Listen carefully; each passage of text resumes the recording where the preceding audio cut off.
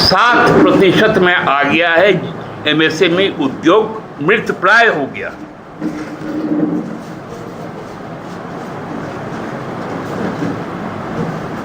लोगों के रोजगार छीन लिए गए।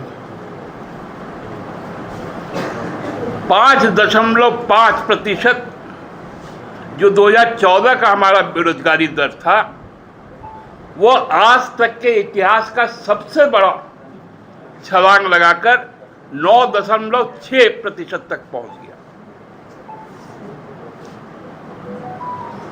2 करोड़ रोजगार प्रतिवर्ष देना था और प्रति वर्ष 2 करोड़ लोगों को बेरोजगार बनाया गया। मैं तो कहता हूं कि इन 11 वर्षों में मोदी सरकार के 111 विफलताएं हैं जो देश को पीछे ले गया। 44,000 करोड़ रुपए का नेटवर्थ उस वक्त अदानी समूह का था, आज वो $5.86 ट्रिलियन का नेटवर्थ हो गया। मतलब 217% का उनका वृद्धि हुआ।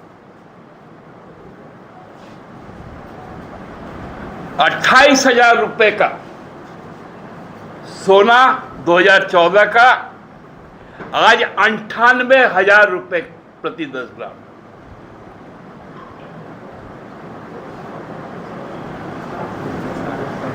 $60 में $1 जो मिलता था, आज $86 में डॉलर मिलता है।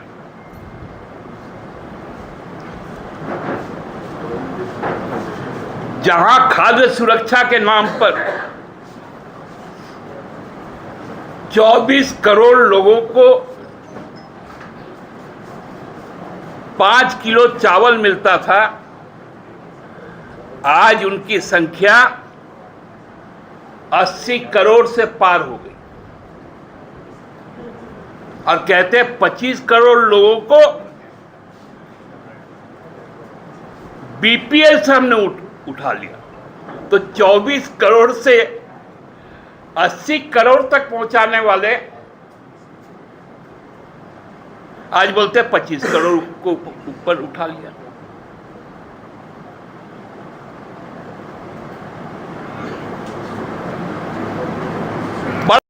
बेमिसाल या 11 साल की कई उपलब्धियों को लेकर हम सब जानते हैं 2014 में जब एनडीए की सरकार का गठन हुआ था, उसमें आप लोग भी सबको बहुत कोई गवाह होंगे। उस समय हमने कहा था कि भाई ये एनडीए की जो सरकार है, ये देश के लिए घातक सरकार का निर्माण हुआ है, क्योंकि एनडीए का मतलब ही एब्रिविएशन उसका जो था वो नेशनल डिजास्टर अलायंस, माने राष्ट्रीय आपदा का आगमन वहीं से शुरू हुआ। हम लोग जानते हैं 2014 के बाद जो पहला आपदा का सामना हम लोगों ने किया था वो 16 में किया, क्योंकि 14 में बहुत सारे चीजें आई थी कि बहुत हुई महंगाई की मार, बहुत हुई युवाओं के साथ खिलवाड़। अब की बार मोदी सरकार, इस तरह के कई नारे आए थे। काला धन वापस लाएंगे, 15-15 लाख रुपए लोगों के खाते में जाएंगे। ये बातें स्मरण में अभी तक है लोगों का। 2016 में पहला विपदा आया जिसको हम लोग सब कोई नोटबंदी कहते हैं। रातों रात संध्या 8 बजे जब ये घोषणा हुआ तो पूरे देश में हाहाकार फैल गया।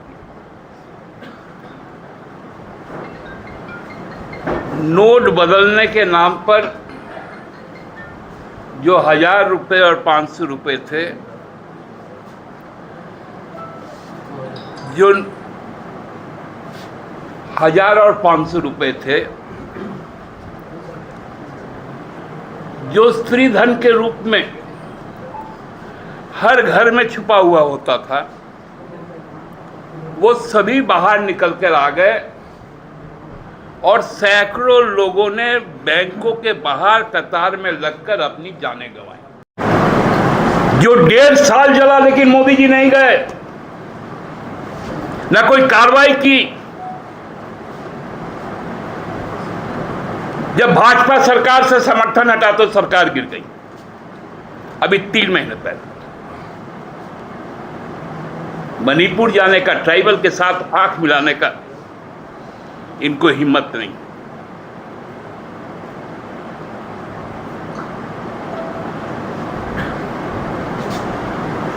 क्या हुआ इन 11 सालों में? उज्ज्वला दिए हैं,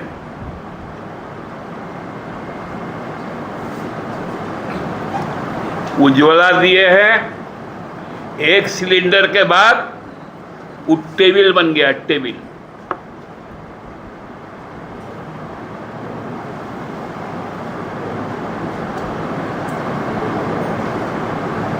आप प्रधानमंत्री आवास की बात किए,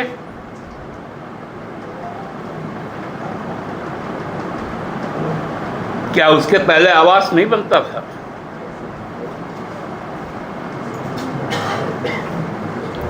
गिनाते कि अभी ओबीसी कितने हैं हमारे कैबिनेट में, तो ओबीसी कितने हैं आपके कैबिनेट में? तो ओबीसी को आपने क्या क्या लाभ दिया? पूरे आपकी ब्यूरोक्रेसी में ओबीसी कितना है वो संख्या तो बता दीजिए।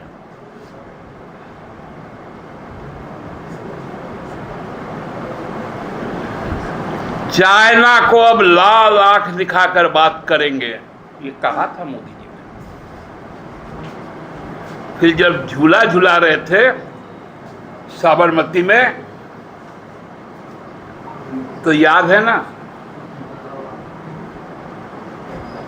सियाचिन में क्या हुआ था?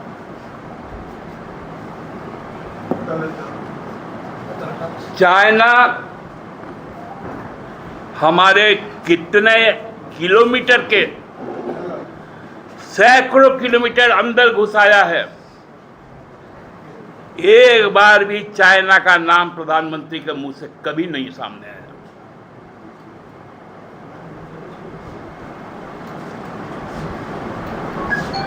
चौथा बड़ा इकोनॉमी हम बन गए कि राम मंदिर बनाएंगे, राम मंदिर बनाएंगे। रामलला को उंगली पकड़ के लेके जब जा रहे थे मोदी जी, तब मालूम चला कि यह मंदिर का निर्माण सुप्रीम कोर्ट के आदेश पर होगा। और रामलला जहां विराजमान थे वहां से 12 किलोमीटर दूर मंदिर बना। ये 11 साल का उपलब्धि। बोले 370 हटा दिया हमने,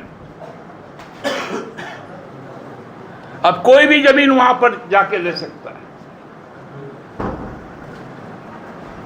मोदी जी के पैरवीकारों, थोड़ा बताइए कितने पंडित परिवार वापस आप भेज पाए? एक भी नहीं।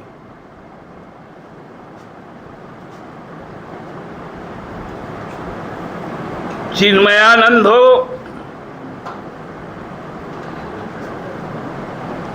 या वो राम रहीम हो, आसाराम बापू हो, कठुआ कांड हो, हाथरस कांड हो, महिलाओं के आबरू को आपने समाप्त करने का काम आपके पार्टी के लोगों ने किया।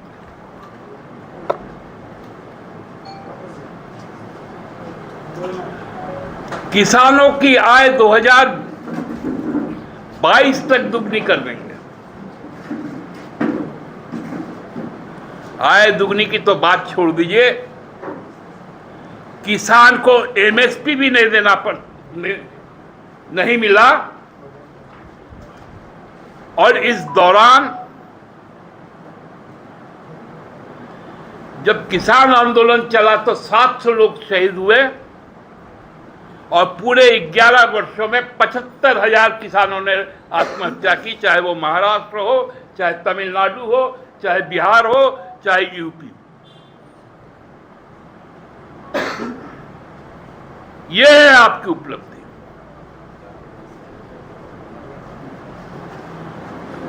मोदी जी ने कहा कि पहले लोग अपमानित महसूस करते थे विदेशों में कि हमको भारतीय बोलने में शर्म आती थी।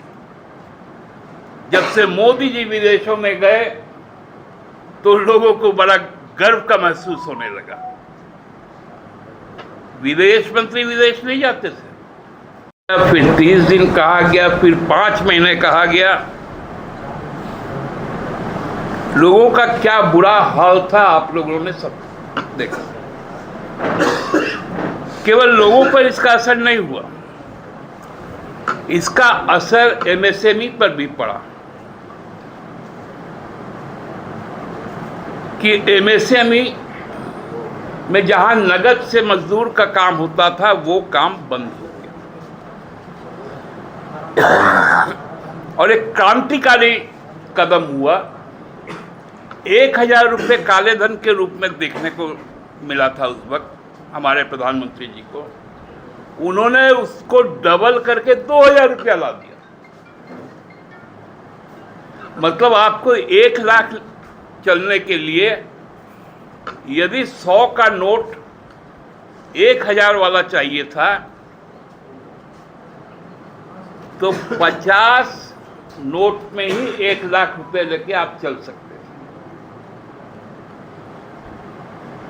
ये कौन सा इकोनॉमिक्स था उस समय? उन्होंने कहा था कि मैं हार्वर्ड से नहीं हार्डवर्क यूनिवर्सिटी से पढ़ के आया। पार्लियामेंट का उनका स्पीच था, राज्यसभा। और फिर क्या हुआ कि उसमें चिप लगा रहेगा, काला धन पता चल जाएगा, जमीन के नीचे गाड़े जाएंगे, वहां से भी उठ के आ जाएगा। तमाम उलझुल बातें हुई और उसके बाद नतीजा क्या निकला हम सबको मालूम है कि वो 2000 का नोट भी धीरे धीरे लोगों के पास से हटा लिया गया। 2014 के पहले हमारे देश का जीडीपी में एमएसएमई का जो योगदान रहता था वो लगभग 16% का था। आज वो घट